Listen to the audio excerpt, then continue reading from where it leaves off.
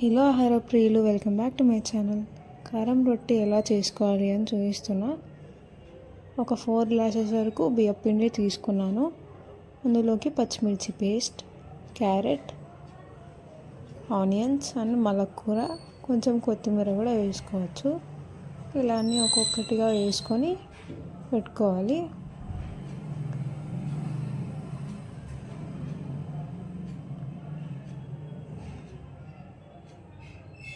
అంతా కలిసేలాగా కలుపుకొని కొద్దిగా వాటర్ వేసుకొని కలుపుకోవాలన్నమాట.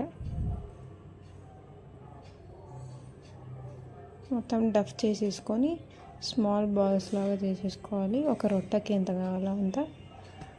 ఈ రొట్టెలు చేసుకునేకి సపరేట్గా రేకులు అయితే దొరుకుతాయి, లేదంటే కడాయిలో అయినా చేసుకోవచ్చు. ఇలా మొత్తం ఆయిల్ అప్లై చేసేసి ఈ డఫ్ అంతా స్ప్రెడ్ చేసుకోవాలన్నమాట.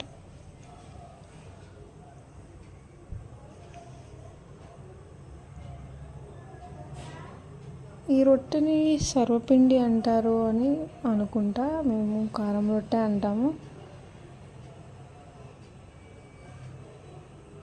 ఇలా మొత్తం స్ప్రెడ్ చేసుకున్న తర్వాత అక్కడక్కడ డాట్స్ పెట్టుకుంటే రొట్టె అనేది బాగా కాలుతుంది. ఇలా రేకు తిప్పుతూ కాల్చుకోవాలి.